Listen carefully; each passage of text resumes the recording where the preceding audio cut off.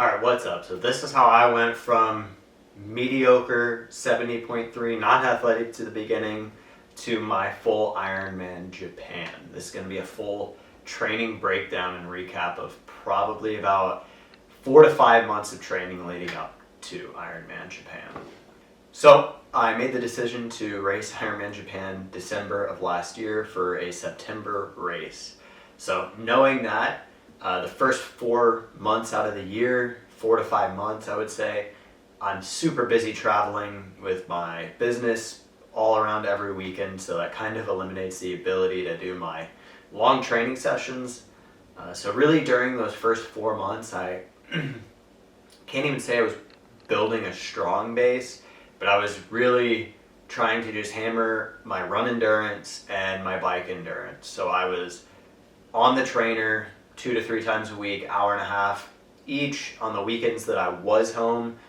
So every third week or so, I would do my long rides, varying intensities, sometimes double days or back-to-back days, depending of just the same discipline, so just biking, just running, to really just try to build up time on my feet and time in the saddle, because I knew Ironman training is all about being comfortable on your feet and on the saddle for hours at a time. So that's my first 4 months of training, was really just trying to build a base while traveling and stay injury free. So that brings us to May. In May, I had a trip planned to Spain, which is where I ended up proposing to my now fiance. But I was unsure what I was going to do because that's 2 weeks, and May is kind of coming close to that September race time. But I had a strong, I believe, 14 weeks between the end of the trip and my Ironman, so I knew that was going to be my official prep block. Throughout Spain, so I was building my base, traveling kind of every weekend, maintaining my fitness. That trip, I ended up running as much as I could. I've probably in 2 weeks ran maybe 6 times. Nothing too long. There was a lot of hills there, something I'm not used to, but just tried to maintain my fitness. We did walk a lot, so that obviously helps. Every little bit I could get helps. And then second half of the vacation, we were in Majorca, so there was a lot of ability to run. And that's where I did the majority of my running. So almost a week off and then a week of probably 4 to 6 mile runs. And once again, if I had the availability to run in the afternoon, I'd try to get 2 or 3 miles later in the day.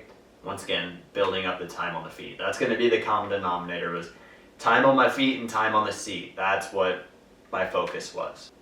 All right, so that brings us to about the end of May. End of May hits, I get back from my Spain, and it is time to just lock in on this prep. So didn't know what to do, but really just talking to a couple friends who are kind of in the endurance space, got some good pointers from them, and focused on, once again, just each week progressive overload. That was my goal. My goal is not to race this for a certain time, but rather race this to finish strong. So take that into account. I wasn't racing just to finish, so I wasn't trying to do the bare minimum, but also I wasn't trying to qualify for Kona. That would have been great as a byproduct, but I knew being my first that I just wanted to focus on finishing strong, finishing that marathon. I wanted 4 hours or less. That was really my only goal going into this. So my training started, and I probably started at about 10 hours a week, 8 to 10, we'll say, and kind of progressively overloaded. And that kind of looked like my run sessions, which were, my short runs were probably 3 days a week. I was doing 3 to 4 run sessions. Those varied from 5 to 7 miles at the beginning, 5 miles, towards the end of the prep, 8, 9 miles.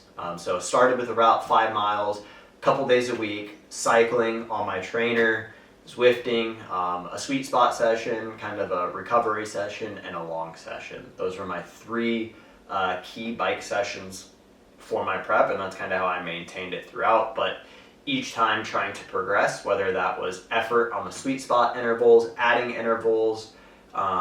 time. I think I started at an hour each session, and then I worked up to, towards the end, I was doing 1 hour and 40 to 2 hours, kind of almost minimum per spin session. So spinning started out like that. Swimming, I was only doing 2 swimming sessions for the most part.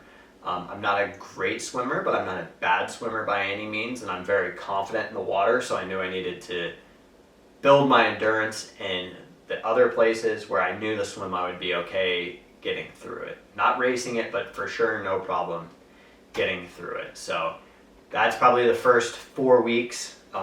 Then I decided to finally start to look into coaches and research. ChatGPT, trying to find coaches, coaching programs, it's a little bit overwhelming. Coming from the fitness industry, I know how easy it is to get scammed with people who just want to give you cookie cutter plans, not pay attention, whatever it is. So I just tried to gather all my knowledge, speak to people in person, and then I picked up this book. I have not read his first book. I know you're supposed to. And this is what I used as a base for my training.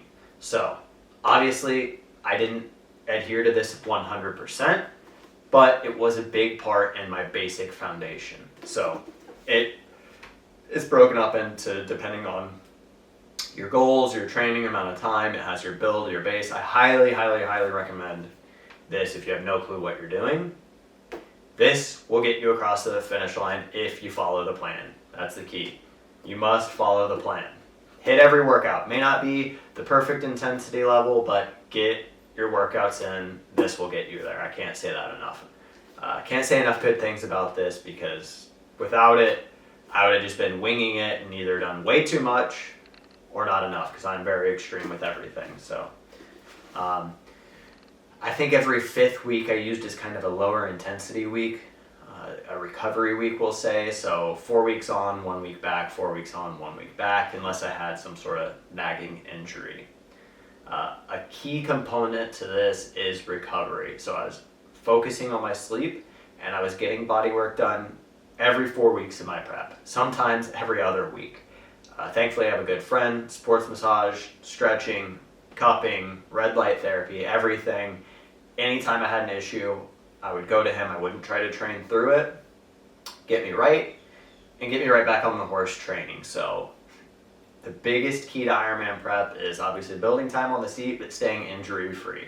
If you can make it to the start line, no injuries, you are going to set yourself up for a great result. So weeks probably 5 to 9. Once again, building more volume. I'm probably up into the 12 to 14 hour range now. And this is peak Florida summers. So couldn't have picked a better time to train than throughout the Florida summer heat. That was not my smartest choice, but don't really have an option.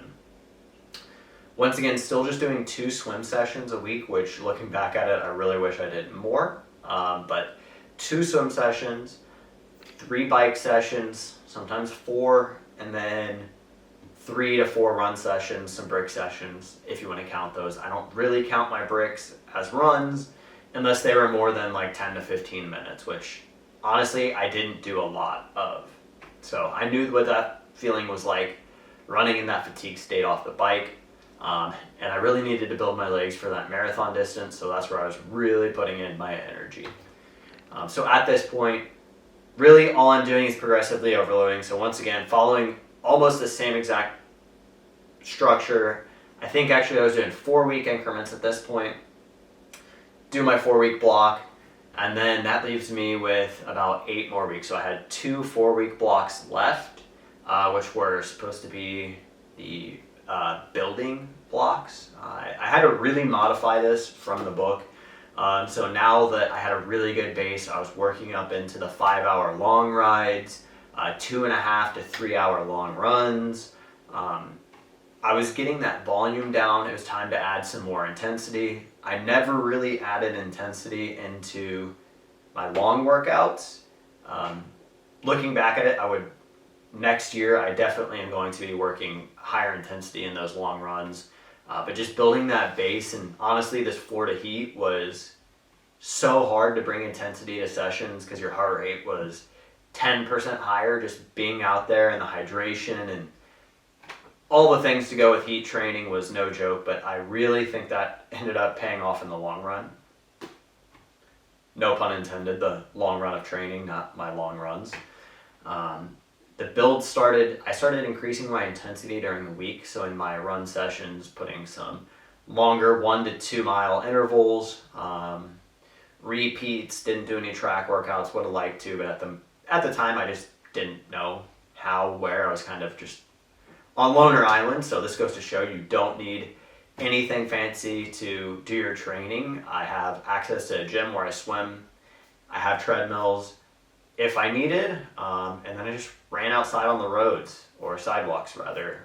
Definitely don't run on the roads if possible, but that's where my training was. So I really started to build the intensity, pulled back, was doing 5, trying to work up to 6-hour rides, but this Florida heat, I really just couldn't handle it. I knew mentally I could, but physically 5 hours, no shade, no breaks. The only break would be to swap my bottles out.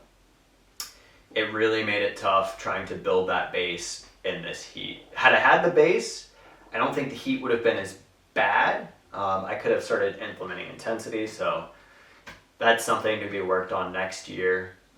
So now, about 5 weeks out, everything is going very good. The weather's still really hot, so probably 5 weeks to 2 weeks, I'm still building my intensity throughout the week. Now I'm up to 2-hour rides, 15, 16-hour weeks. My strength training, I got to maybe 1 day a week, and then the rest of the free time I had all my emphasis was put on recovery, so stretching, foam rolling, lacrosse balls, anything I could to try to shed the fatigue is what I was doing to help maintain that intensity. Because man, there was so many days, mostly swim sessions, because I always swam in the morning, but there was a lot of run sessions. I love the bike, so the bike was never the issue. But the run and the swim, there was sessions that I just sat on the side of the pool for 20 minutes, but you have to hit your sessions. You can't skip them because you don't want to. Training under fatigue is something that my friends who are in the endurance space always said, you need to train on fatigued legs and fatigued body. So I knew, unless I had an injury, I'm training through this fatigue. This fatigue it's going to be there race day. I need to be strong in those times.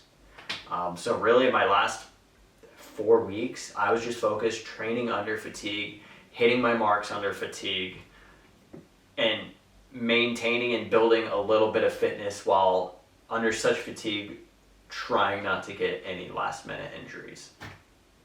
During this also, I ended up getting a tri-bike. That was a complete game changer. You don't have to do it. I was on a road bike with aero bars, but I will say game changer.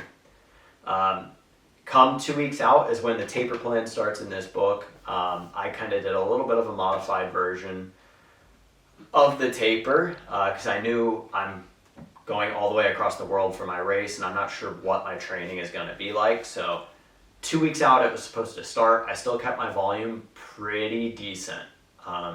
Towards the end, I did a lot of brick sessions at race efforts. Really just tried to get that feel of pace.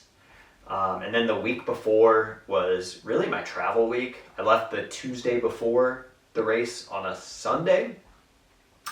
So we ended up getting there Wednesday night because it was an astronomically long day. So that I lost Tuesday training, Wednesday training. Thursday I went for a very easy run. My bike was still not built. I ended up building my bike Thursday night. Into Friday, went for a ride. So really I had in Japan, so the week of, I think I did 2 to 3 runs, super easy, 2 to 4 miles at race pace. And then 1 bike ride, really just to make sure my bike works. I would have liked to have maintained a little bit more intensity, but traveling to the other side of the world definitely makes it a little bit different. A lot of factors to take into account for that. So if you're going to do that, don't recommend it for your first Ironman, but the experience was worth it. That brings us to race day. Weather not cooperating, getting absolutely destroyed, dropping our bikes off. 30 plus mile per hour gusts, probably 6 foot 8-foot swells, nasty water. Practice swim canceled, so haven't swam in a week. Not ideal, but rolling with the punches, just trying to stay relaxed. That was a big thing for me, was relax, recover, save it for race day. Race day rolls around, weather is beautiful. It is like 70, in the morning it was like 65 degrees, sunrise is at like 5 a.m. in Hokkaido. Weather was good, the winds were still a factor, but at least there was no more rain. It was predicted to rain almost all day, and it didn't rain at all, so couldn't have asked for better weather from that standpoint. But swim was pretty intense. I may drop a clip here if I have one or if I remember of what the swim looked like, but it was some good swells, and it was brown, it was muddy, it was not ideal, and it was a 2-loop square where the swells were so strong, the buoys got kind of blown off, so people were kind of going a little bit everywhere. But overall, the swim was good. I think I did it in 105, give or take something. Maybe I'll just put my times somewhere on the screen. You can look at my Strava, follow me on Strava if you want, and see all my exact times. I'll put it at the end for sure. So my swim overall, I felt really good. I felt my neck chafing, so I knew as soon as I got out of the water, my keys to the race that I thought were a good idea was ibuprofen in every single bag. That's your transition bags and your drop bags. So get off the swim, get my wetsuit off, take my ibuprofen. I wish I had a gel in that bag. That's a big thing, and maybe even a bottle of water would have been huge. But lessons learned, we'll take that on to the next one. So hop on the bike, get started on the bike. That's my favorite discipline. There's like 5,000 feet elevation gain total during this. It's a lot of rolling hills. It's an expressway. It was beautiful. Roads were incredible. People were incredible. Couldn't have asked for a better course. My goal was to just maintain 140 or less heart rate, because I knew I was going to need every ounce of my being for that marathon. The bike was great. Coming down, it's kind of like a big rolling hills, and at the bottom it was bridges spanning a valley, and the crosswinds there were, I'm a very confident bike rider. I saw people get blown off their bikes, crash, a bunch of people bloodied up. But really, I had to get out of aero to become more stable there. That was the only part of the bike that was a little bit sketchy. And I really just tried to ride reserved. I didn't want to go out and blow it on the ride and then be walking a marathon. Sounds miserable. I wanted to finish before the sun went down, because being in that pain cave at night, there's no lights on the run course, would be horrible. So bike time was I don't even remember. It was actually 6 hours.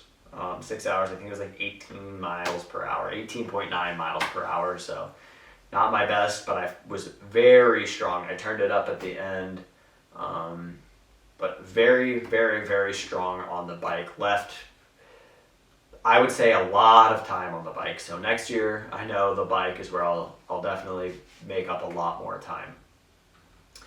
Transition, as soon as I get off the bike, the bottom of my foot is like locked up. I can't put any weight on it, and I knew I was going to be in for a very, very, very long run. But I knew it wasn't a nutrition issue. I hit my 100 to 120 grams carbs per hour on the bike, so was fully prepared nutrition-wise. I put my shoes on, and I, thankfully, 3 more ibuprofen down the hatch, and I think that was my saving grace. It really loosened up my foot, and I put didn't have the Red Bull yet, but I believe I had a caffeinated gel at that point. Hit the porta potty, only went pee, only time I stopped the whole time, and then started the run. The run was a 3-loop course. They said it was flat. It was a very, very, very minimal grade out. Then it was downhill, then a sharp uphill, and then you hit that loop 3 times. There was 2 steep hill sections, probably quarter mile or less long, but they felt like they were a marathon long. First lap, I go around, it's great. I wanted to stop at my drop bag, but I didn't know where my drop bag was. I couldn't find the station. I think I was just spacing out. So lap 2 comes around and my knee locks up. Didn't know what to do. I was trying to stretch it out, but I couldn't stop. I knew if I stopped, my race was going to be a long one. And up until that point, I was hitting my paces perfectly. My goal was 9 minutes, something I knew I could hold the entire time or less. And I felt very strong. So I was 9 minutes or less the entire time. Then my knee locked up and I was hobbling. I was running with my right leg and basically dragging my left leg. Crazy pain. I don't know, my IT band was just, it's like it just locked up and my knee was incapacitated.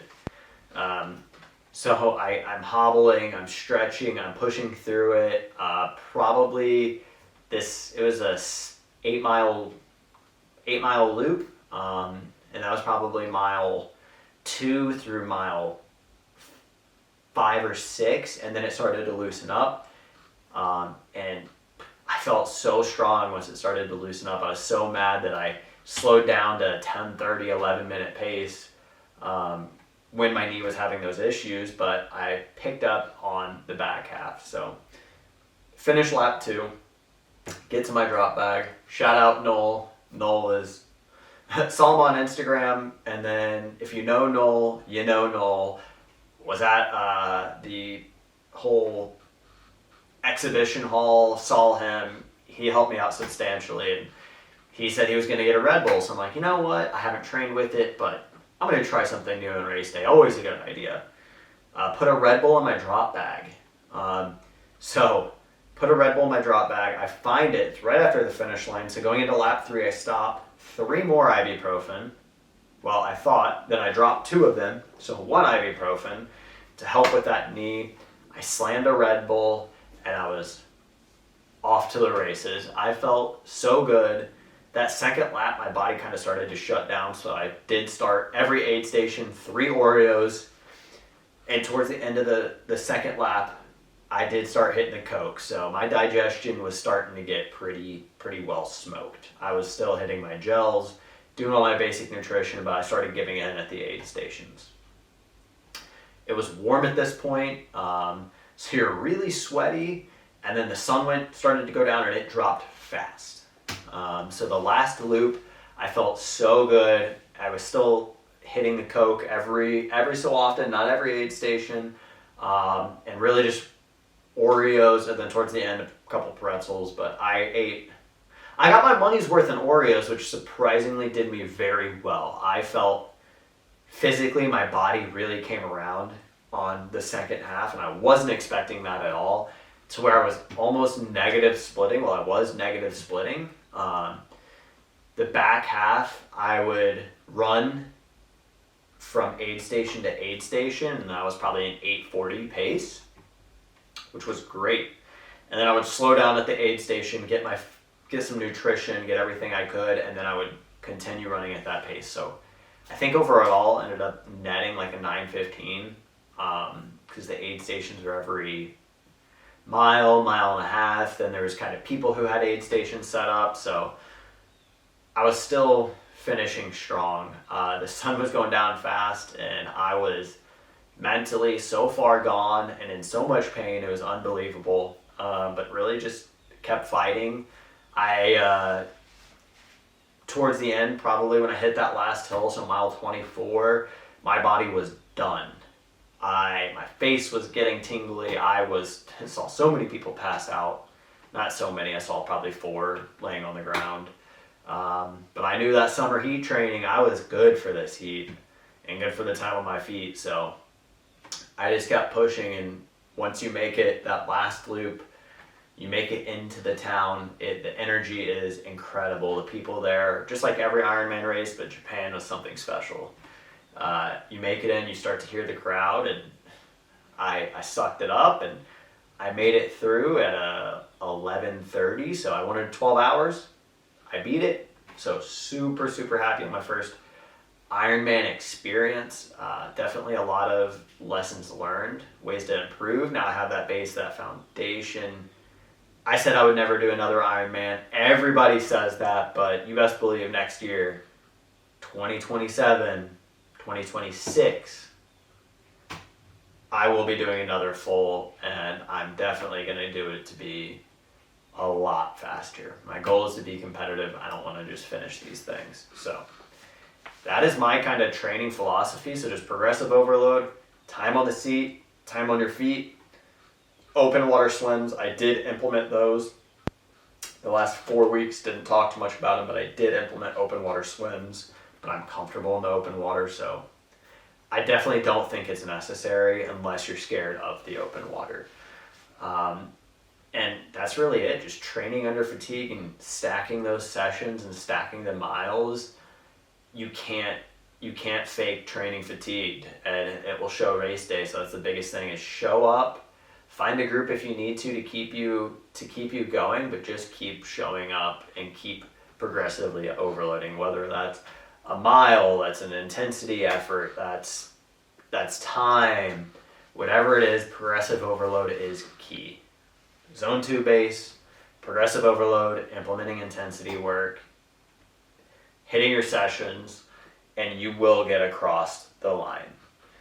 I'll do a whole separate breakdown on Ironman Japan specifically, kind of going over the swim course, the bike course, the run course, the people, the event itself, not how I did, but how the event was ran. So that's going to be a separate video to come, because quite honestly, I found one forum post on this race and it wasn't very good. So I want to give everybody a heads up. So if you want to know what Ironman Japan is like, stay tuned.